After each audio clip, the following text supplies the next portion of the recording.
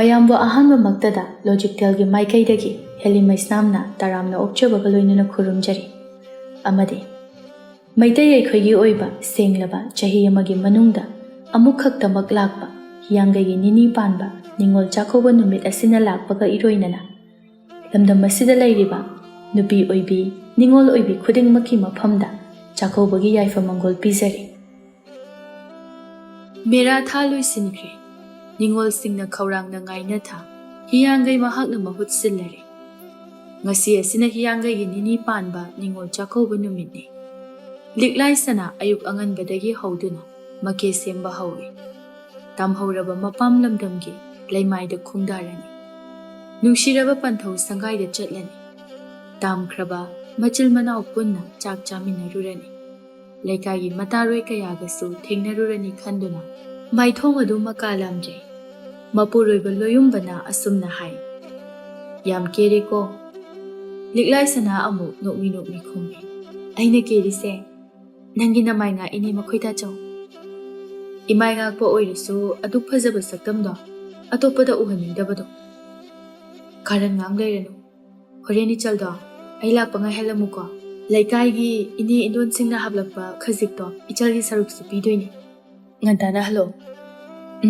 ꯍꯜꯂꯛꯀꯦ, ꯅꯪꯒꯤ ꯉꯥ ꯊꯣꯡꯕ ꯈꯥꯛꯑꯝꯒꯦ꯫ ꯉꯁꯤꯒꯤ ꯅꯨꯃꯤꯠ ꯑꯁꯤꯗ ꯂꯝꯕꯤ ꯂꯝꯖꯥꯎ ꯑꯗꯨꯁꯨ ꯆꯥꯛꯀꯧꯕ ꯂꯥꯛꯂꯤꯕ ꯑꯃꯗꯤ ꯆꯠꯈꯤꯕ ꯅꯤꯡꯉꯣꯜꯁꯤꯡꯅ ꯀ꯭ꯔꯤꯛ ꯀ꯭ꯔꯤꯛ ꯍꯦꯛ ꯏꯟꯅꯩ꯫ ꯈꯪꯅ ꯆꯥꯟꯅꯕ ꯊꯦꯡꯅꯔꯒ ꯑꯣꯟꯁꯤꯟꯅꯗꯨꯅ ꯍꯔꯥꯎ ꯍꯔꯥꯎ ꯀꯧꯅꯕꯁꯨ ꯌꯥꯎꯔꯤ꯫ ꯑꯗꯨꯒ ꯍꯔꯥꯎꯖꯕ ꯃꯥꯏꯊꯣꯡ ꯑꯣꯏꯔꯦ ꯅꯤꯡꯉꯣꯜ ꯈꯨꯗꯤꯡꯃꯛꯀꯤ꯫ ꯂꯩꯁꯤꯅꯨ ꯑꯃꯗꯤ ꯃꯄꯥꯇꯣꯂꯦꯟꯁꯨ ꯆꯥꯛ ꯏꯟꯁꯥꯡ ꯊꯣꯡꯕ ꯂꯣꯏꯔꯝꯃꯤ꯫ ꯂꯩꯁꯤꯅꯨꯅ ꯀꯣꯟꯊꯣꯡꯗ ꯂꯦꯞꯇꯨꯅ ꯃꯆꯦꯕꯨ ꯂꯥꯛꯄ ꯉꯥꯏꯔꯤ꯫ ꯂꯩꯀꯥꯏꯒꯤ ꯃꯆꯦ ꯃꯅꯦ ꯀꯌꯥ ꯁꯥꯒꯩ ꯑꯣꯟꯈꯤꯕꯁꯤꯡꯅ ꯃꯊꯪ ꯃꯊꯪ ꯆꯪꯈꯤꯕ ꯑꯗꯨ ꯌꯦꯡꯂꯤ꯫ ꯃꯉꯣꯟꯗ ꯀꯧꯔꯝꯕꯁꯨ ꯌꯥꯎꯏ꯫ ꯎꯔꯦ ꯂꯥꯞꯇꯛꯅ ꯃꯆꯦ ꯏꯕꯦꯝꯃ ꯂꯤꯛꯂꯥꯏ ꯁꯅꯥ ꯃꯥꯅ ꯃꯥꯏꯊꯣꯡ ꯃꯀꯥ ꯂꯥꯝꯅ ꯏꯔꯣꯏ ꯀꯥꯡꯄꯣꯠ ꯃꯊꯛꯇ ꯇꯣꯡꯗꯨꯅ ꯂꯥꯛꯂꯤꯕꯗꯣ꯫ ꯃꯗꯨꯕꯨ ꯎꯕꯗ ꯂꯩꯁꯤꯅꯨ ꯅꯣꯛꯐꯦꯠ ꯇꯧꯖꯩ꯫ ꯃꯆꯦ ꯑꯣꯏꯔꯤꯕꯤ ꯃꯥꯁꯨ ꯌꯧꯁꯤꯜꯂꯛꯇꯨꯅ ꯀꯨꯝꯊꯍꯧꯔꯦ꯫ ꯏꯆꯦ, ꯄꯣꯠꯇꯣ ꯑꯩ ꯄꯥꯏꯕꯤꯒꯦ꯫ ꯕꯥꯕꯥ, ꯕꯥꯕꯥ, ꯏꯆꯦ ꯂꯥꯛꯑꯦ꯫ ꯏꯆꯦ, ꯆꯥꯛꯀ ꯉꯁꯥꯏꯅ ꯂꯣꯏꯔꯕꯅꯤ, ꯀꯩꯒꯤ ꯊꯦꯡꯉꯛꯏꯅꯣ?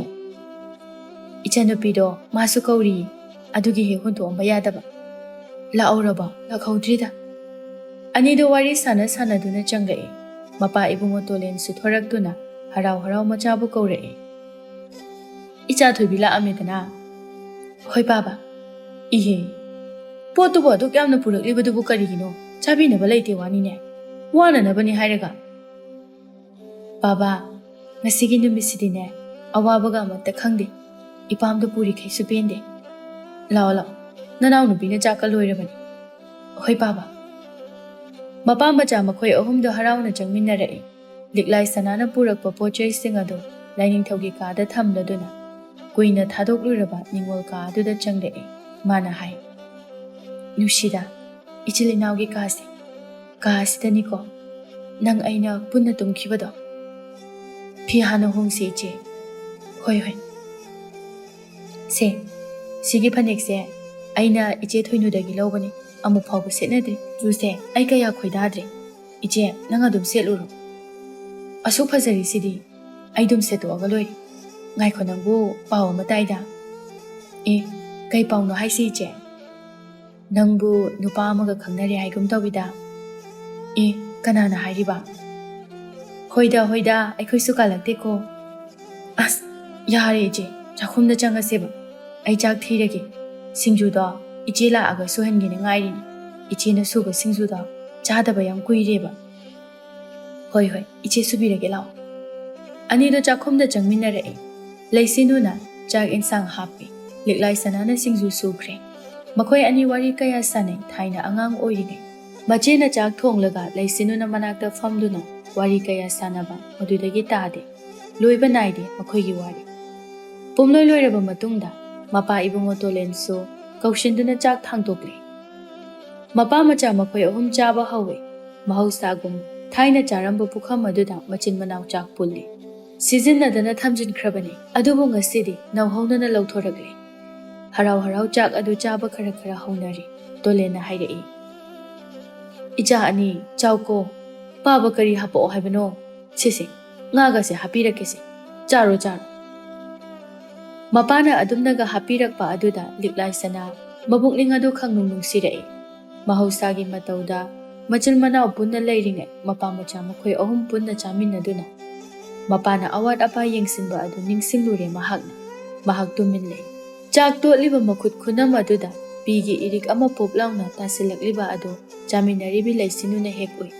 Mache kaple haibadu khangnaduna leisinuna hangi. Kaithorage iche? Leisinuna hangba wahang adugi matungda mapa ibungo tolensu hangai.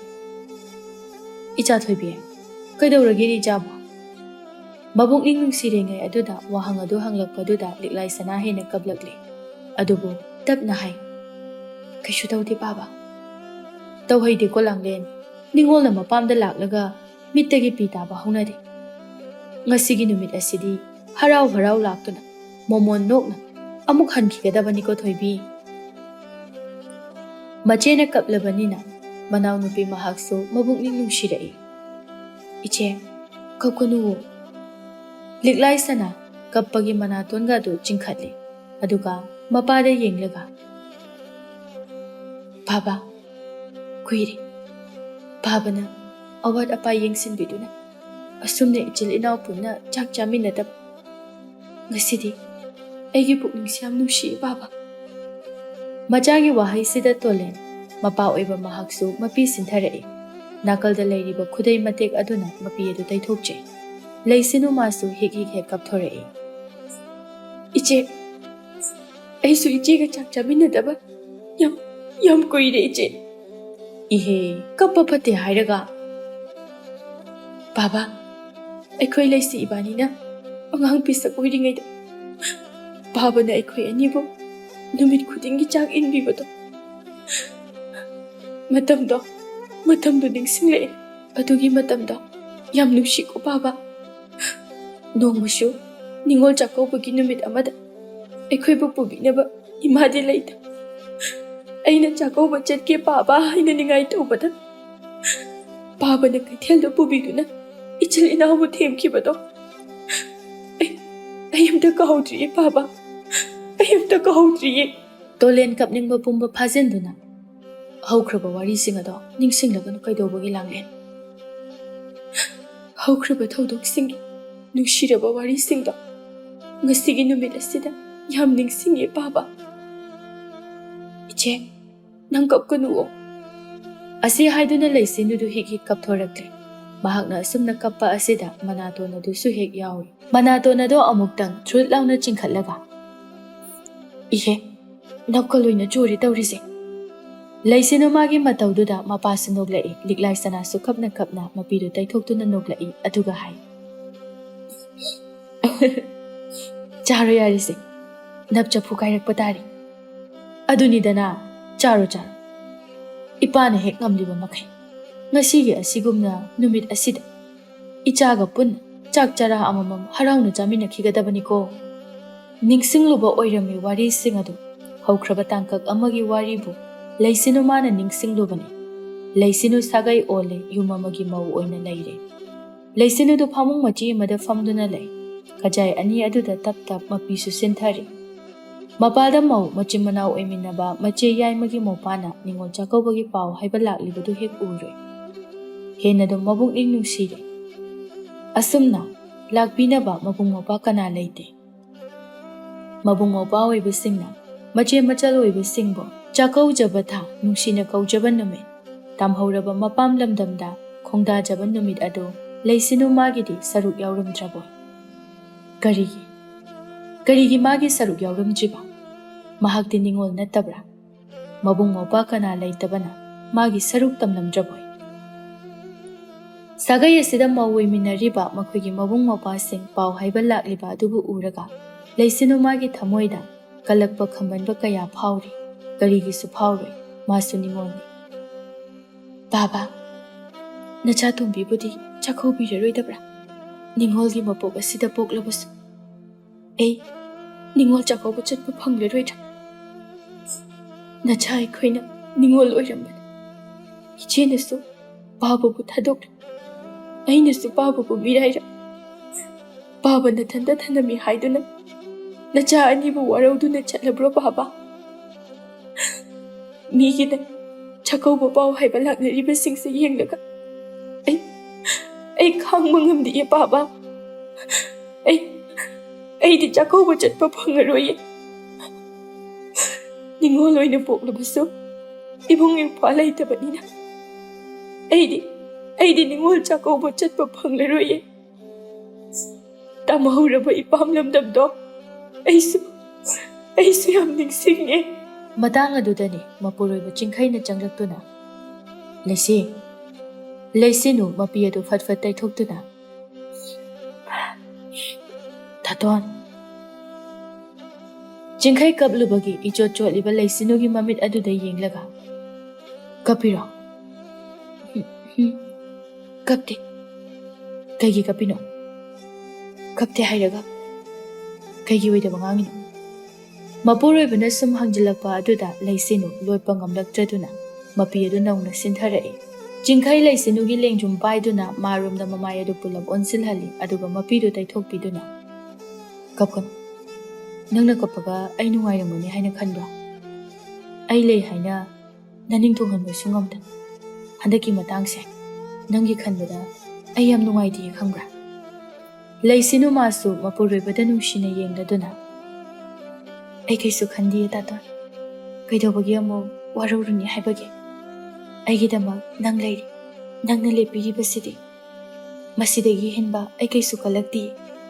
ꯑꯩꯒꯤ ꯃꯤꯠꯀꯤ ꯄꯤꯕꯨ ꯇꯩꯊꯣꯛꯄꯤꯅꯕ ꯅꯪ ꯂꯩꯕꯅ ꯑꯩꯅ ꯃꯤꯀꯨꯞ ꯈꯨꯗꯤꯡ ꯀꯞꯆꯕꯅꯤ.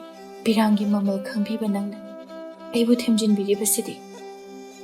ꯂꯩꯁꯤ, ꯐꯔꯦꯁꯦ. ꯏꯅꯝꯃꯒꯤ ꯆꯥꯛꯀꯧꯕꯒꯤ ꯄꯥꯎ ꯍꯥꯏꯕ ꯆꯠꯄꯤꯒꯗꯕ ꯅꯠꯇ꯭ꯔꯣ? ꯆꯠꯀꯗꯣꯏꯅꯤ. ꯉꯜꯂꯤꯉꯩꯁꯤꯗ ꯆꯠꯅꯕ ꯇꯧꯕꯤꯔꯣ ꯂꯥꯛꯑꯣ. ꯏꯅꯝꯃꯒꯤ ꯀꯩꯅꯣ ꯈꯔ ꯄꯨꯕꯤꯈꯣ. ꯑꯩ ꯈꯤꯇꯪ ꯊꯤꯔꯛꯈꯤꯒꯦ. ꯑꯁꯤ ꯍꯥꯏꯔꯝꯗꯨꯅ ꯊꯣꯛꯈꯤ. ꯆꯤꯡꯈꯩꯅ ꯌꯦꯡꯗꯨꯅ ꯂꯩꯍꯧꯏ. ꯈꯪꯂꯤꯕꯅꯤ ꯅꯨꯄꯤ ꯃꯥꯒꯤ ꯊꯃꯣꯏꯗ ꯐꯥꯎꯔꯤꯕ ꯄꯨꯝꯕ ꯃꯍꯥꯛꯁꯨ. ꯑꯗꯨꯕꯨ ꯀꯔꯤꯗꯤ ꯎꯄꯥꯏ ꯂꯩ. ꯆꯤꯡꯈꯩꯁꯨ ꯃꯆꯦꯒꯤꯗ ꯄꯥꯎ ꯍꯥꯏꯕ ꯆꯠꯈ꯭ꯔꯦ. ꯂꯩꯁꯤꯅꯨ ꯏꯃꯨꯡꯒꯤ ꯊꯕꯛ ꯏꯪꯈꯥꯡ ꯇꯧꯗꯨꯅ ꯂꯩ. ꯃꯧ ꯑꯍꯜꯅ ꯃꯥꯒꯤ ꯀꯥꯗ ꯐꯤ ꯐꯅꯦꯛ ꯃꯌꯥꯝ ꯑꯃ ꯄꯨꯊꯣꯛꯇꯨꯅ ꯊꯝꯃꯤ. ꯑꯗꯨꯒ ꯑꯁꯨꯝꯅ ꯍꯦꯛ ꯀꯧꯔꯛꯏ. ꯃꯧ ꯑꯇꯣꯝꯕꯤ! ꯍꯣ ꯏꯅꯥꯎ ꯑꯇꯣꯝꯕꯤ! ꯂꯩꯁꯤꯅꯨ ꯄ꯭ꯔꯞ ꯊꯣꯔꯛꯏ ꯑꯗꯨꯒ ꯍꯪꯉꯤ. ꯀꯩ ꯍꯥꯏꯒꯦ ꯏꯆꯦ? ꯂꯥꯎꯅꯦ ꯁꯤꯗ ꯂꯥꯎꯅꯦ.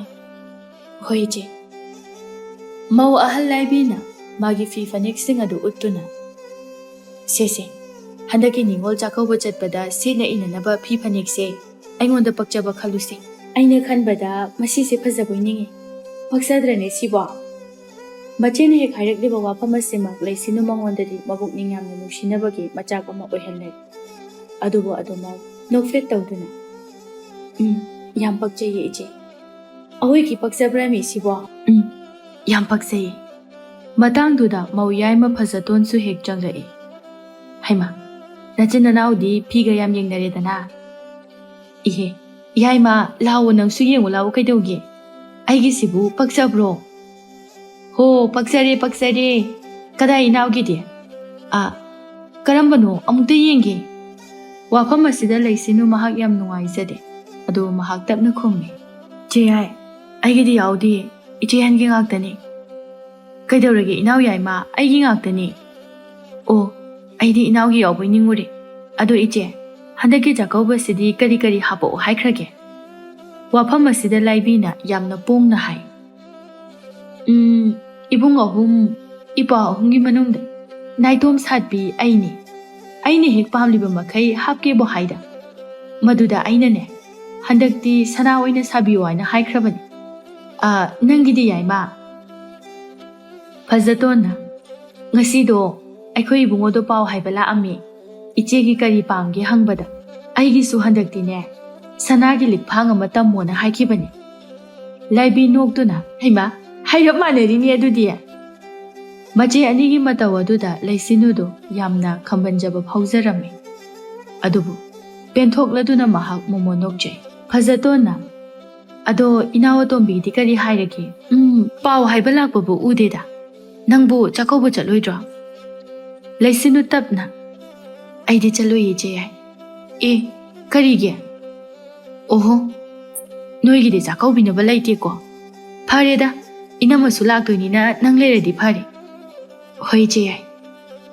ꯃꯧ ꯑꯍꯜꯅ ꯃꯧ ꯑꯇꯣꯝꯕꯤ, Nang chaloidaba oiredi ichega chalusira. Nangidi kaubinabasu leite.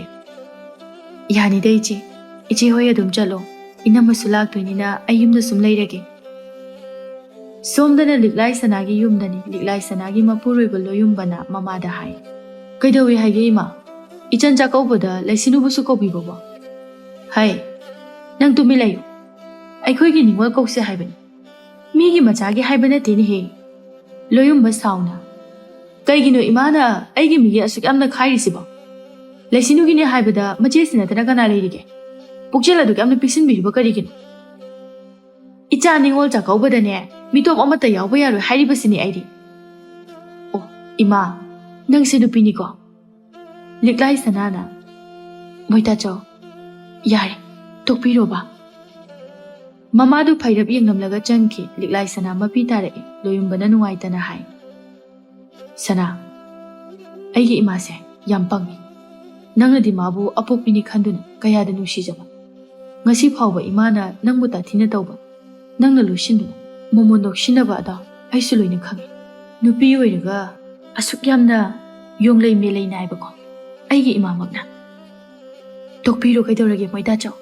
Leisinu da ai pau hairuge. Baba leitrasu ai leirisidi. Magidamang nang ai leirisidi. Hairuisida. Mana mulaga kaigumba nungaitana hankredi aisu mu nungai hauraroi. Adui sharu tosida. Karigi tokadoribunu. Ai leiri. Aina kauni. Moita chao tosiba. Sana. Loyomba magi loinabida yamna nungaitaba amadi nungsiba midyeng ama yengduna. Nangidama kaishu tawba ngamnaroidro aisiba. Sumaina sum aise khangadro. Nangi thamoida phawronggadaba awabada ai yengba ngamdre sana. Moita chao. Nangne hena pamwada wasili. Ai kaisu khandi. Aigidi nang leirisidi. Angangdo. Machega matege leina leina. Chakaubu chepe phangaroidro. Kaishu khanbirunuda. Masumagi thopa. Aduga aisu aigi thopa. Aikhoi ani ichilina oirabasu. Haujikti sagai tongali. Sagai amamamgi mauni. Haujikti ai aigi ngamnanaba. Isagi nungainaba khakta hodaradabani. Pare, ai changnaba tawragi. Liklai sana mapuruibagi pukningbu themjinbiduna makhoi ani changminaragli. Liklai sana chinbal thokna haidokludragasu mathamul manungdadi asumna khanjai. Ningolgi mapokta poklaga chahi amagi manungda tangna thokpa ningol chakauba ipam lamdamda harau harau chachabasu phangzade. Kana amagi mataubu yengduna layu haina tamlamli. Aidi ahalni mausu itomta. Adubu aigi inaudo madi angangni. Amuktasu ningol chakauba haibado phangzadribani. Leiminariba mausing adugi marakta inauduna tarak kana leizadaba amagumna amagi matau amugye amagi matau amugye perum tauramgadabado ai uri ichigi leise nang muglai bhaktiba ningol sibo leiram kigadro nangi damak iche leina iche lei hainu phamom tingbu sungamje hanaki matang sida nang ichebu waroganu ko leise ichesu nangbu yam oninge ningol singi numit na lakpada ichil inaw hawba hawtaba punna chak chara amata hoirabasu chaminaba phanglaroi ko. Asum tawna numit ado hawkhibana hiyangaigi nini panba ningol chakauba numit ado yauragle. Ngasigi numit asida laisinu magi thamoida kayagi matik wazariba magi mapuk adubusu kayada ninda tawjaba. Lambi lamjauda harau no khena chatlibi laibak phabi ningol singi mataubu uraga kalakpa khambalba phawna mahak thamoy adu kathekle lona kapa matausu lot ngamdre tumin sinthaba pirangsu maka fonglakle ngasi asida leisinu haifum khangda wazari magi ka manung aduda tuphak tuphai channa mahak leiri मा कनागसु उननिंगबा फाउद्रे मागी निंगबा कायरबा सुक्थरबा माइथोंग अदुबो अतोपना उखिगनी हाइदुना महक यामना इकाइसे सोमदना मचे अनि हाइबदी लाइबी अमदी फजतोन नोंग हेक आनबगा मके सेम्बा हौगतनरे लेजबा फिजोल सेटुना मोमोन मोमोन माइथोंग मका लामना मके सेमले निंगोल सिंगी नुमित तांगना थोकपा नुमित असिदा मखोइगी थमोइना कयादा हराउजरिबा तामहौरबा मबुंग मौपा सिंगा हराउना नोकमिनबा फंगलगनी मपाम लमदमदा हराउ हराउ चचदुना मबुंग मौपा सिंगना तमलकवा खुदोलबो Amo मखोइना हराउना पुरक्कनी याइफा Mongol पिरमगनी अवा नुंगाई पाउदमनरुरनी मसिदा खनबदा ngarang ahingdagi nonganba ngairiklibani फजतोन्ना मागी कादगी असुमना कौरई इनाव मवतोंबी नंगबु तारब्रो तारी जियाई ओ नंग अमता लाओ अइगी कादा कई हाइगी जियाई लाउनी लाउनी चंगौनी इतै लेट्रो लेते लेते चंगो कई हाइगी जियाई सेसे फीसे इथंदा इनबा याद्रे नंग अमता फजना सेमौसे लेसिनु मचे याइमगी फी अदु निंगथिना सेमजिनबिदुना यारे फजरी इचे तो सिवेरदी फजरेदना से होरेन nga thongba khamuko nga matumga do achawa chawba hoi che ai ai khamge asom ka room dagi mau ahal laibina amu kaurei mawatombi ho mawatombi tari che iche ai iche ahal gi kadam ta changu khige फजतोना कौख्रपोनी अंगांग असिदा कोई कौरदन ओ चो लेसिनुसु नौफेट तौरमदुना मचे अहलगी कादा अमुक लाई इचे अइबु कौबबु करी हाइगे मवतोंबी लाओ लाओ चंगो सेसे समझी रईसे इचेदा अमुक चिलो इथंत चिनबा याद्री होई चे आई चिनगे समझी रई अदो समझीदा चिनबे लाइबीना फजरब्रो याम फजरी इचे कई वाली हापकदबा इसासे चतोरबनीना इरांग लांगे तौरिसे नंगमता येंगुको होइचे कैसो वात्रे नंग साउनुको नंगदी चलोइदबनीना हाइबनी वाहैदुदा लैसिनु नोकलंबा माइथोंग अदु खजिक हंजिनके अदुगा तपना कैसो काइदिये इचे होइदा सिगिबु साउरबदी नत्रो होय मतांगदुदा मपालदगी चिंखैना ताब्रो नंग अमता लाकेरो nga semnanaba sadanga thangado amta puthoro cho hoije leisinu thanga sadanga puduna lae taton sadanga thanga haibado somda leire kadai पिरकलिबदु लौशिन्दुना चिंखैना nga semba hawi leisinu su manakta famle kaida leiruge nangbo iche anigi awada pa yengubani moine yengurauna haireiro kaidorage taton moigido nangonda collectionona tawrini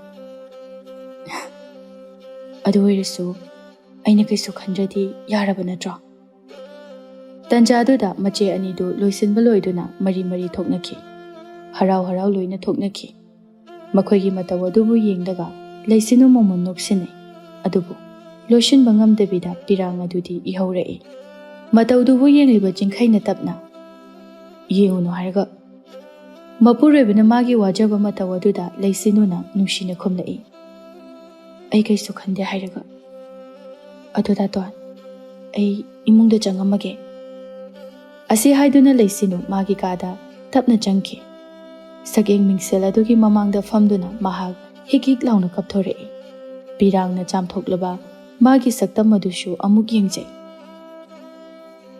निंगोलोय बिसिंग वाना खौरांग नंगाइजरप नुमितसे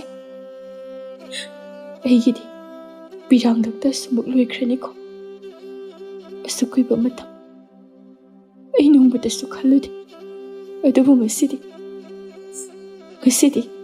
अइगिसु इबुंग इपा हाइबदो पामलक्ले इबुंग इपा हाइबदो लेरमलबदि अइसु ngasi मखोइगुमना हराउना केना निंगोल चाकोबा चलमगनिको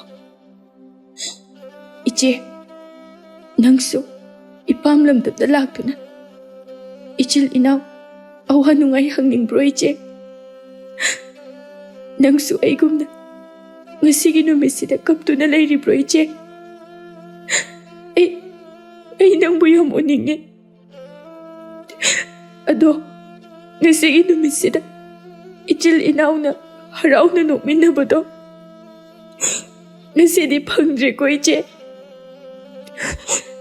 ningolgi mapokta pokluba aikoise ningolgi numit asida ichil inaugidi saruk yauramdri iche palem panthausu nongra kharba matung asida kanagi thongjindano ichil inauna lepugadaba अमुक मपुरुब ताखिनी खंदुना मपीदो फटफट तैथोक्लगा कैसु तौदबा सादुना थोरकले तौफम थोपा थबा इंखांदु फटफट तौसिनजै सिमा वाटली हाइनिंगाई लेते मंगोंदा ngahak leiragadi manamasu lakle leisinu angang machagum harau harau chinthoklaga inama ngandana lao hairaga laose poto ai paibige haima nangdi chatrabaro leisinu tapna chatre inama ihe phare phare inamagane chak hauna chathoga loiridana ichalsidi hoi inama nachi ani di chakhibro chatki inama chasasanu aigidine ichal nang leiramlaga loiri natro yumsida imaga pabaga leiramdabagi ahangbado ichal nangna harau harau inamabu oglaba asida loina kauri natai ani di kadom thokre inama itai handi masa sengdoklibani itai yaimana somda thokibani phare phare posingse pusilasi makhoi ani puna jangminara leisinugi maraibak thijaba mataw asida manamasu yamna luna tawse anganga oibagi hairi khayaba magi mawang asinasu hena nungsiba amadi fawhalle leisinu du chakhumda amuk changki nga du de chingkhaina oina thongbirame ningol amalak lidusu kada mapi hongdokpa loiraduna leisinu bu amuk kaurai bema mawatombi chakhumdagi leisinuna tari nama lage wahai se haiduna thona lai kai haigi nama mana mana purakpa khaw adudagi charai fi amabu lokthoktu pi inama sibu kaigino ichaldi chakaubusu chatabasida inamana nushidana pibani tingtho pambre yeng leisinu momonokje inama aigiro siba hoini ichalgini machudubu nangbu pamdrabaro yam pami inama kaidobagi leire ino haima pami so hairaga kaidobagi leire ino haisibu karigino nati inama silting nanabaneba sibu aina kaichapada iludoino inama ipamda nong phadok chaluni haibasu leite haima adumaina khanganu hairaga inama hoida lakpadane hek ilaga la uichansidi hoinama asum tawna harau tawduna chak chanaba thangtokle adubu leisinu chak adu chasinba ingam ngamde adum tawsinaduna tokle chak ising chaba loire jingkhaigi mayamba aniga jingkhaigana magi ngamjaba khudol singado mache mangonda kurumduna tamjai iche mathang kumdadi sidagi hena mayam ama hapa ngamboi jage mache mahakna su mopa anibu yaifa mangol kaya pisai suba nomba kannuna nunga yaifa bada oyu koi pasing sidi ningol na piba mangol dine lepna makthongni hainaribani aduna ipasing su soidana thongba oijaroko aduga ne tomba ichal leisinubu nangna yamna luna tawbiyuko wafam asida chingkhai nofet tawna magi leisinuda yengjarai aduga khommi luna tawbai wadi je aina maluna tawgadaba nate mana ai luna tawgadabani nushi na loinauko angang mobu ingnushi hanganu mikup khara leiraga manam maso hankre manam leiraga na khara phai manam na chakrabani na leisinu mabuk ni nushi ba helai matam kuina uba phangjadraba mapam lamdam mapa machagi ihang hauraba sangai adubu mahakna khangu uninglai ngasigi numit asida mahak mapam lamdam adubu uningba sum helai mapuroibada taklamdana mahak tumin thorakle mapam lamdam maikairomda hathu khongthang adu thangduna lai kanada sum mahakna hanna yenglamde ꯃꯄꯥ ꯃꯗꯨꯕꯨ ꯌꯧꯅꯅꯕ ꯃꯍꯥꯛ ꯌꯥꯡꯅ ꯆꯠꯂꯤ꯫ ꯂꯦꯞꯇ ꯁꯨꯝ ꯂꯥꯛꯄꯅ ꯌꯧꯔꯛꯂꯦ ꯃꯄꯥꯝ ꯂꯝꯗꯝ ꯅꯨꯡꯁꯤꯕꯤ, ꯄꯟꯊꯧ ꯁꯪꯒꯥꯏ ꯅꯨꯡꯁꯤꯔꯕ ꯃꯜꯂꯕ ꯌꯨꯝꯖꯥꯎ ꯑꯃꯟꯕꯤꯗꯣ꯫ ꯇꯥꯏꯕꯪ ꯀꯅꯥꯅꯁꯨ ꯂꯩꯕꯤꯗ ꯏꯍꯥꯡ ꯍꯥꯡꯗꯨꯅ ꯂꯩꯔꯤ꯫ ꯌꯨꯝꯐꯝ ꯑꯗꯨꯕꯨ ꯎꯕꯗ ꯂꯩꯁꯤꯅꯨ ꯃꯊꯃꯣꯏ ꯑꯗꯨ ꯊꯨꯛ ꯂꯥꯎꯏ꯫ ꯍꯧꯈ꯭ꯔꯕ ꯄꯨꯟꯁꯤ ꯇꯥꯡꯀꯛ ꯑꯃꯗ ꯌꯨꯝꯖꯥꯎ ꯑꯗꯨꯒꯤ ꯃꯔꯨꯝꯗ ꯃꯆꯤꯜ ꯃꯅꯥꯎ ꯑꯅꯤꯅ ꯀꯣꯏꯆꯦꯟ ꯆꯦꯟꯗꯨꯅ ꯁꯥꯟꯅꯖꯈꯤꯕ ꯅꯤꯡꯉꯣꯜ ꯑꯣꯏꯕꯤ ꯃꯥꯒꯤ ꯃꯤꯠꯇ ꯁꯪ ꯁꯪ ꯎꯔꯛꯏ꯫ ꯂꯥꯏꯑꯣꯏꯈ꯭ꯔꯕ ꯃꯄꯥꯕꯨꯡ ꯑꯗꯨꯅ ꯍꯔꯥꯎꯅ ꯆꯦꯟꯊꯣꯔꯛꯇꯨꯅ ꯏꯆꯥꯇꯣꯝꯕꯤ ꯍꯥꯏꯅ ꯀꯧꯔꯛꯀꯗꯕꯣꯏ ꯅꯤꯡꯏ, ꯑꯗꯨꯕꯨ ꯅꯤꯡꯖꯕꯇ ꯑꯣꯏꯔꯔꯦ꯫ ꯊꯤꯡꯖꯤꯟꯗꯨꯅ ꯂꯩꯔꯤꯕ ꯀꯣꯟꯊꯣꯡꯆꯩ ꯑꯗꯨ ꯇꯞꯅ ꯁꯠꯂꯤ, ꯑꯗꯨꯒ ꯃꯍꯥꯛ ꯈꯣꯡꯊꯥꯡ ꯂꯨꯝꯅ ꯊꯥꯡꯗꯨꯅ ꯆꯪꯂꯛꯏ꯫ ꯀꯅꯥꯅꯁꯨ ꯀꯣꯏꯕꯤꯗ꯭ꯔꯕ ꯏꯪꯈꯣꯜ ꯑꯗꯨ ꯏꯁꯣꯡ ꯁꯣꯡ, ꯁꯨꯃꯥꯡ ꯃꯥꯡꯒꯣꯜ ꯑꯗꯨꯅ ꯏꯆꯥꯏ ꯆꯥꯏ꯫ ꯂꯩꯔꯝꯂꯤꯕ ꯃꯇꯧ ꯑꯁꯤꯗ ꯂꯩꯁꯤꯅꯨ ꯃꯍꯥꯛ ꯃꯄꯤ ꯁꯤꯟꯊꯔꯛꯂꯤ꯫ ꯆꯨꯔꯤ ꯇꯥꯐꯝ ꯑꯗꯨꯗ ꯂꯦꯞꯇꯨꯅ ꯃꯃꯥꯏ ꯑꯗꯨꯅ ꯏꯃꯨꯡꯂꯣꯝꯗ ꯑꯣꯟꯁꯤꯟꯗꯨꯅ ꯅꯨꯡꯁꯤꯔꯕ ꯌꯨꯝ ꯑꯗꯨꯕꯨ ꯌꯦꯡꯖꯩ꯫ ꯄꯨꯛꯅꯤꯡ ꯑꯗꯨꯗ ꯅꯤꯡꯖꯕꯅ ꯀꯧꯔꯛꯂꯕꯣꯏ ꯍꯦꯛ ꯇꯥꯔꯛꯏ, ꯋꯥꯈꯜꯗ ꯃꯄꯥꯒꯤ ꯈꯣꯟꯖꯦꯜ ꯑꯃ꯫ "ꯏꯆꯥꯇꯣꯝꯕꯤ, ꯅꯪ ꯂꯥꯛꯂꯕ꯭ꯔꯣ?" ꯂꯩꯁꯤꯅꯨ ꯃꯄꯤ ꯈꯪꯇꯥ ꯇꯥꯔꯛꯏ꯫ "ꯕꯥꯕꯥ, ꯅꯆꯥꯇꯣꯝꯕꯤ ꯂꯥꯛꯏ꯫ ꯀꯨꯃꯣꯟ ꯑꯃꯒꯤ ꯃꯅꯨꯡꯗ ꯇꯥꯡꯅ ꯊꯣꯛꯄ ꯅꯨꯃꯤꯠꯁꯤꯗ ꯅꯆꯥꯁꯨ ꯆꯥꯛꯀꯧꯕ ꯂꯥꯛꯏ ꯕꯥꯕꯥ." ꯋꯥꯐꯝ ꯑꯁꯤꯕꯨ ꯍꯥꯏꯗꯨꯅ ꯂꯩꯁꯤꯅꯨ ꯍꯤꯛ ꯍꯤꯛ ꯀꯞꯆꯩ꯫ "ꯑꯩꯕꯨ ꯄꯣꯛꯄ ꯅꯨꯃꯤꯠꯇ ꯇꯥꯏꯕꯪ ꯑꯁꯤꯗ ꯑꯩꯕꯨ ꯐꯥꯎꯍꯜꯂꯝꯗꯨꯅ ꯏꯃꯥ ꯃꯍꯥꯛꯁꯨ ꯅꯣꯡꯒꯥꯈ꯭ꯔꯦ꯫ ꯏꯃꯥ ꯃꯍꯥꯛꯅ ꯂꯩꯇ꯭ꯔꯕꯅꯤꯅ ꯀꯨꯝ ꯈꯨꯗꯤꯡꯒꯤ ꯅꯤꯡꯉꯣꯜ ꯆꯥꯛꯀꯧꯕꯗꯁꯨ ꯏꯃꯥꯒꯤ ꯐꯤꯖꯤ ꯌꯥꯟꯗꯨꯅ ꯏꯟꯅꯖꯕꯗꯣ ꯑꯩꯗꯤ ꯐꯪꯂꯛꯇꯦ꯫ ꯉꯁꯤ ꯅꯆꯥꯅ ꯁꯥꯒꯩ ꯑꯣꯜꯂꯕ ꯃꯇꯝ ꯑꯁꯤꯗꯁꯨ ꯅꯆꯥꯕꯨ ꯆꯥꯛꯀꯧꯕꯤꯅꯕ ꯀꯅꯥꯁꯨ ꯂꯩꯇꯦ ꯕꯥꯕꯥ꯫ ꯑꯩꯒꯤ ꯃꯄꯣꯛ ꯑꯁꯦ ꯑꯁꯨꯝꯅ ꯑꯣꯏꯌꯨ ꯍꯥꯏꯅ ꯇꯝꯂꯝꯂ ꯃꯥꯜꯂꯦ, ꯑꯗꯨꯕꯨ ꯑꯩ ꯂꯩꯌꯦ ꯕꯥꯕꯥ꯫ ꯕꯥꯕꯥꯅ ꯀꯧꯗ꯭ꯔꯕꯁꯨ ꯑꯩ ꯂꯥꯛꯏ ꯕꯥꯕꯥ꯫ ꯅꯪ ꯊꯣꯔꯛꯑꯣ ꯕꯥꯕꯥ, ꯏꯆꯥꯇꯣꯝꯕꯤ ꯍꯥꯏꯅ ꯑꯃꯨꯛꯇ ꯀꯧꯔꯛꯈꯨꯑꯣ꯫ ꯏꯄꯥ ꯏꯆꯥ ꯆꯥꯛ ꯆꯥꯈꯤꯗꯕꯁꯨ ꯌꯥꯝ ꯀꯨꯏꯔꯦ,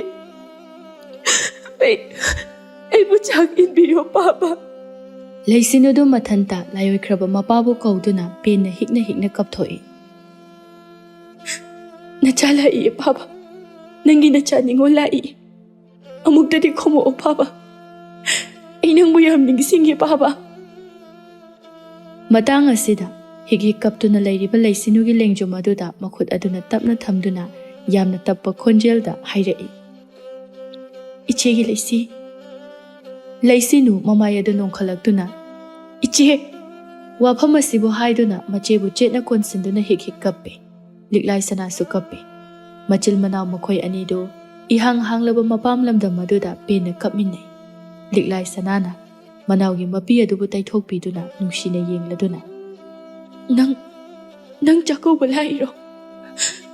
ꯏꯆꯦꯁꯨ ꯂꯥꯛꯏꯅꯦ ꯂꯩꯁꯤ꯫ ꯏꯆꯦ, ꯉꯁꯤꯗꯤ ꯌꯨꯝꯁꯦ ꯏꯍꯥꯡ ꯍꯥꯡꯉꯦꯀꯣ? ꯑꯩꯈꯣꯏ ꯍꯤꯡꯒꯣꯜꯁꯤꯁꯨ ꯌꯥꯝ ꯁꯣꯡꯉꯦ, ꯃꯤ ꯂꯩꯇꯕ ꯌꯨꯝ ꯍꯥꯏꯕꯗꯣ ꯑꯣꯏꯔꯦ꯫ ꯅꯨꯡꯁꯤꯕꯅꯤꯗ ꯑꯩꯈꯣꯏ ꯄꯥꯕꯗꯣ꯫ ꯉꯁꯤꯁꯨ ꯄꯥꯕꯗꯣ ꯂꯩꯖꯔꯝꯃꯗꯤ ꯏꯆꯥ ꯑꯅꯤ ꯂꯥꯛꯑꯦ ꯍꯥꯏꯅ ꯄꯥꯕꯗꯣ ꯌꯥꯝ ꯍꯔꯥꯎꯔꯝꯒꯗꯕꯅꯤ꯫ ꯏꯆꯦ, ꯑꯩ ꯃꯤꯠꯇ ꯎꯏꯌꯦ."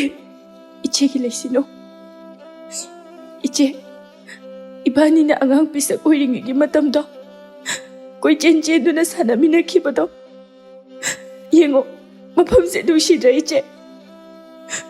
ꯄꯥꯕꯅ ꯑꯩꯈꯣꯏ ꯑꯅꯤꯕꯨ ꯊꯥ ꯌꯦꯡꯗꯨꯅ ꯁꯨꯝꯈꯤꯕ ꯃꯐꯝꯁꯦ ꯅꯨꯡꯁꯤꯗ꯭ꯔꯣ ꯏꯆꯦ?" "ꯅꯨꯡꯁꯤ, ꯃꯇꯝꯗꯣ ꯌꯥꯝ ꯅꯨꯡꯁꯤ꯫ ꯑꯋꯥꯕ ꯍꯥꯏꯕꯗꯣ ꯀꯔꯤꯁꯨ ꯈꯪꯗꯅ ꯄꯥꯕꯒ ꯑꯩꯈꯣꯏ ꯑꯍꯨꯝ ꯍꯔꯥꯎ ꯂꯩꯕꯗꯣ ꯌꯥꯝ ꯅꯨꯡꯁꯤ꯫ ꯏꯆꯦ, ꯂꯥꯛꯑꯣ, ꯏꯃꯨꯡꯗ ꯆꯪꯉꯨꯁꯤ ꯂꯥꯛꯑꯣ ꯏꯆꯦ." ꯑꯅꯤꯗꯨ ꯏꯃꯨꯡꯗ ꯆꯪꯃꯤꯟꯅꯔꯛꯏ꯫ ꯃꯄꯥꯅ ꯍꯤꯞꯂꯝꯕ ꯐꯝꯖꯥꯎ ꯑꯗꯨꯕꯨ ꯍꯥꯟꯅ ꯎꯔꯗꯨꯅ ꯑꯃꯨꯛꯁꯨ ꯀꯞꯆꯩ꯫ "ꯕꯥꯕꯥ, ꯅꯪꯕꯨ ꯇꯨꯝꯗꯨꯅ ꯂꯩꯔꯕꯣ? ꯅꯆꯥꯅꯤꯅ ꯂꯥꯛꯏꯁꯦ ꯅꯪ ꯀꯩꯁꯨ ꯎꯗ꯭ꯔꯕꯣ ꯄꯥꯕ? ꯆꯥꯛꯈꯨꯝ ꯑꯗꯣꯝꯗ ꯑꯃꯨꯛ ꯆꯪꯂꯛꯏ꯫ ꯆꯥꯛꯈꯨꯝ ꯑꯗꯣ ꯂꯩꯅꯤꯟꯒ ꯀꯥꯕꯒ ꯋꯥꯏꯁꯨ ꯇꯩꯕꯤꯗꯕꯒ ꯅꯥꯄꯤ ꯃꯆꯥ ꯃꯆꯥ ꯈꯔꯁꯨ ꯍꯧꯖꯤꯟꯗꯨꯅ ꯂꯩꯔꯝꯃꯤ꯫ ꯃꯄꯥꯅ ꯆꯥꯔꯝꯕꯒꯤ ꯑꯃꯗꯤ ꯃꯆꯤꯜ ꯃꯅꯥꯎꯅ ꯆꯥꯔꯝꯕꯒꯤ ꯆꯥꯛ ꯄꯨꯈꯝ ꯑꯗꯨꯕꯨꯁꯨ ꯍꯦꯛ ꯎꯔꯨꯔꯦ꯫ ꯃꯗꯨꯕꯨ ꯍꯦꯛ ꯎꯔꯨꯕꯗ ꯅꯤꯡꯁꯤꯡꯂꯛꯏ ꯃꯍꯧꯁꯥ ꯃꯄꯥ ꯃꯆꯥ ꯃꯈꯣꯏ ꯑꯍꯨꯝꯅ ꯍꯔꯥꯎ ꯍꯔꯥꯎ ꯆꯥꯛ ꯆꯥꯃꯤꯟꯅꯈꯤꯕ ꯀꯌꯥꯗꯣ꯫ ꯌꯦꯡꯂꯨ ꯌꯦꯡꯂꯨ ꯃꯤꯠꯐꯝ ꯈꯨꯗꯤꯡꯗ ꯎꯔꯨꯕ ꯄꯣꯠꯁꯛ ꯈꯨꯗꯤꯡꯗ ꯄꯨꯛꯅꯤꯡ ꯅꯨꯡꯁꯤꯅꯕꯒꯤ ꯃꯆꯥꯛ ꯑꯃꯗꯤ ꯑꯗꯨꯃꯛ ꯑꯣꯏꯍꯜꯂꯤ꯫ ꯃꯆꯤꯜ ꯃꯅꯥꯎ ꯃꯈꯣꯏ ꯑꯅꯤꯗꯣ ꯃꯈꯣꯏꯒꯤ ꯅꯤꯡꯉꯣꯜ ꯀꯥ ꯑꯗꯨꯗ ꯑꯃꯨꯛ ꯂꯥꯛꯏ꯫ ꯊꯥꯏꯅ ꯃꯈꯣꯏꯅ ꯁꯦꯠꯂꯝ ꯆꯥꯔꯝꯕꯒꯤ ꯃꯐꯤ ꯃꯔꯣꯜ ꯀꯌꯥ ꯑꯃ ꯉꯁꯤꯁꯨ ꯃꯄꯣꯞ ꯀꯥꯏꯗ ꯂꯩꯔꯝꯂꯤꯕꯗꯨ ꯎꯕꯗ ꯑꯃꯨꯛꯀ ꯍꯦꯟꯅ ꯄꯨꯛꯅꯤꯡ ꯅꯨꯡꯁꯤꯔꯦ꯫ "ꯏꯆꯦ, ꯌꯦꯡꯉꯨꯅꯦ, ꯌꯦꯡꯉꯨ ꯏꯆꯦ, ꯄꯥꯕꯅ ꯏꯆꯦ ꯑꯩꯈꯣꯏꯅꯤꯒꯤ ꯂꯥꯏ ꯍꯔꯥꯎꯕꯗ ꯏꯟꯅꯕ ꯂꯩꯕꯤꯈꯤꯕ ꯆꯔꯩ ꯅꯝꯊꯥꯡꯁꯦ ꯌꯦꯡꯉꯨ ꯏꯆꯦ꯫ ꯇꯨ, ꯁꯤꯅ ꯏꯆꯦꯒꯤ, ꯑꯗꯨꯒ ꯇꯨ, ꯁꯤꯅ ꯑꯩꯒꯤ꯫ ꯄꯥꯕꯅ ꯂꯩꯕꯤꯕ ꯆꯔꯩꯁꯦ ꯌꯥꯝ ꯅꯨꯡꯁꯤꯀꯣ ꯏꯆꯦ꯫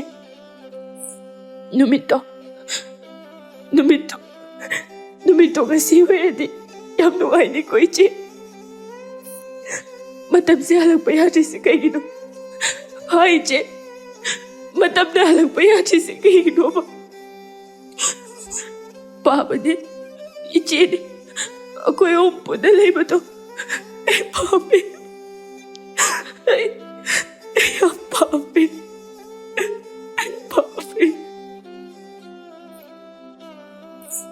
ꯏꯆꯦꯒꯤ ꯂꯩꯁꯤ ꯄꯨꯟꯁꯤ ꯍꯥꯏꯕꯁꯦ ꯁꯤ ꯑꯣꯏꯔ ꯃꯥꯜꯂꯦ꯫ ꯃꯁꯤꯕꯨ ꯑꯩꯈꯣꯏꯅ ꯅꯤꯡꯗꯥ ꯇꯧꯔꯨꯗꯨꯅꯁꯨ ꯑꯃꯨꯛ ꯁꯦꯝꯗꯣꯛꯄ ꯈꯛ ꯌꯥꯔꯔꯣꯏ꯫ ꯑꯗꯨ ꯑꯣꯏꯔꯁꯨ ꯑꯩ ꯄꯦꯟꯊꯣꯛꯄ ꯉꯝꯗꯤꯌꯦ꯫ ꯑꯩ ꯄꯦꯟꯊꯣꯛꯄꯁꯨ ꯉꯝꯗꯤꯌꯦ ꯏꯆꯦ꯫ ꯑꯩ ꯄꯦꯟꯊꯣꯛꯄ ꯉꯝꯗꯤꯌꯦ꯫ ꯐꯔꯦꯁꯦ, ꯊꯦꯡꯉꯦ, ꯆꯠꯅꯅꯕ ꯇꯧꯔꯁꯤ ꯂꯥꯎ꯫ ꯑꯩꯈꯣꯏꯅ ꯅꯤꯡꯉꯣꯜꯒꯤ ꯃꯄꯣꯛ ꯑꯁꯤꯗ ꯄꯣꯛꯂꯨꯕꯅ ꯉꯁꯤꯗꯤ ꯏꯆꯤꯜ ꯏꯅꯥꯎ ꯀꯨꯏꯅ ꯄꯨꯛꯃꯦꯟ ꯐꯥꯎꯃꯤꯟꯅꯕꯁꯨ ꯐꯪꯗ꯭ꯔꯦ꯫ ꯌꯨꯝ ꯑꯃꯃꯝꯒꯤ ꯃꯧ ꯍꯥꯏꯕꯗꯣ ꯑꯣꯏꯔꯕꯅꯤ꯫ ꯅꯨꯃꯤꯠꯅ ꯃꯌꯨꯝ ꯆꯪꯗ꯭ꯔꯤꯉꯩ ꯑꯩꯒꯤ ꯑꯁꯦꯡꯕ ꯌꯨꯝ ꯑꯗꯨꯗ ꯈꯣꯡ ꯊꯥꯡꯗꯣꯛꯂꯁꯤ ꯏꯆꯦꯒꯤ ꯏꯕꯦꯝꯃ꯫ ꯋꯥꯐꯝ ꯑꯁꯤꯕꯨ ꯍꯥꯏꯗꯨꯅ ꯃꯆꯤꯜ ꯃꯅꯥꯎ ꯃꯈꯣꯏ ꯑꯅꯤꯗꯨ ꯅꯨꯡꯁꯤꯔꯕ ꯌꯨꯝ ꯑꯗꯨꯒꯤ ꯊꯣꯡ ꯑꯗꯨ ꯂꯣꯟꯁꯤꯜꯂꯝꯗꯨꯅ ꯀꯣꯟꯊꯣꯡꯂꯣꯝꯗ ꯊꯣꯔꯛꯂꯦ꯫ ꯀꯣꯟꯊꯣꯡ ꯆꯩ ꯑꯗꯨꯕꯨ ꯅꯤꯡꯊꯤꯅ ꯊꯤꯡꯖꯤꯜꯂꯤ꯫ ꯏꯆꯤꯛ ꯆꯤꯛꯅ ꯂꯩꯍꯧꯔꯕ ꯁꯪꯒꯥꯏ ꯑꯗꯨꯕꯨ ꯅꯨꯡꯁꯤꯅ ꯌꯦꯡꯂꯒ, "ꯏꯐꯝ ꯂꯝꯗꯝ ꯅꯨꯡꯁꯤꯕꯤ, ꯂꯩꯍꯧꯔꯣꯀꯣ, ꯆꯠꯂꯒꯦ꯫ ꯅꯤꯡꯉꯣꯜ ꯃꯄꯣꯛ ꯑꯁꯤꯅ ꯅꯪꯕꯨ ꯃꯤꯔꯥꯏꯔꯝ ꯁꯥꯒꯩ ꯑꯃꯗ ꯇꯤꯜꯂꯨꯔꯕꯅꯤꯅ ꯆꯠꯅꯤꯡꯗ ꯆꯠꯂꯒꯦꯀꯣ꯫